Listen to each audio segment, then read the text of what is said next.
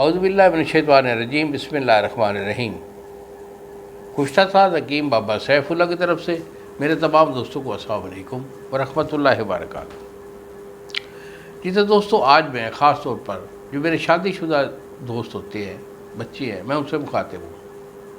उनका एक बड़ा अहम इशू होता है कि शादी के बाद जब वाइफ के पास जाते हैं तो नफ्स से कतरे आना शुरू हो जाते हैं, और कतरे आने के साथ साथ नफ्स का ढीलापन भी आ जाता है और उनकी टाइमिंग भी आउट हो जाती है। ये बड़ा अहम इशू होता है, कोई बड़ी बात नहीं। अगर कोई ऐसा इशू बन चुका है तो बेटा मेरे साथ रब्ता करें।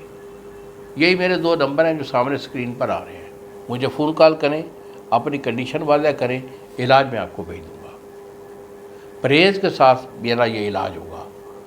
परहेज़ के साथ मेरा इलाज 1-1.5 महीने का इलाज है, ये कर ले।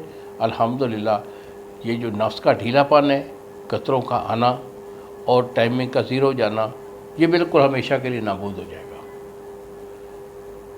और अगर इसके लिए अगर आप कोई दवाई बनाना चाहते हैं तो इसके लिए मैं आपको एक छोटा सा एक नुस्खा भी दे रहा हूँ। ये सफ़ूफ़ है, इसे अगर आप रेगुलर इस्तेमाल करते रहेंगे तो आपको ज़रूर फ़ायदा होगा।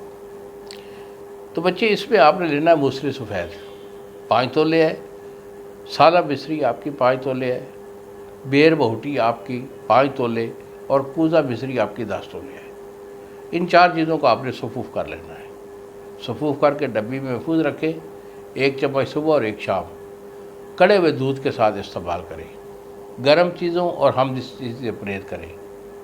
1 महीना हम मिस्री का और गर्म चीज़ों का परहेज़ है, 1 महीना मेरी दवाई खा लें। इंशाल्लाह ये जो इशू है ये हमेशा के लिए ख़त्म हो जाएगा। और मेरे से अगर दवाई लेना चाहें, क्योंकि हम तो इस सफ़ूफ़ के साथ और भी दवाई देते हैं, क्योंकि हमारा जो कोर्स होता है वो कंप्लीट होता है। यहाँ हम आपको टोट के यानी एक आइटम जो है वो हम बता देते हैं, बाकी जो 5 चीज़ें हैं वो हम जो है वो नहीं बता सकते, क्योंकि इतना टाइम ही नहीं होता।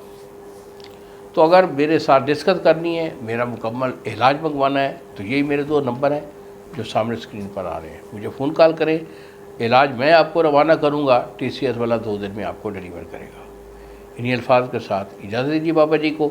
अस्सलाम वालेकुम व रहमतुल्लाहि व बरकातहू।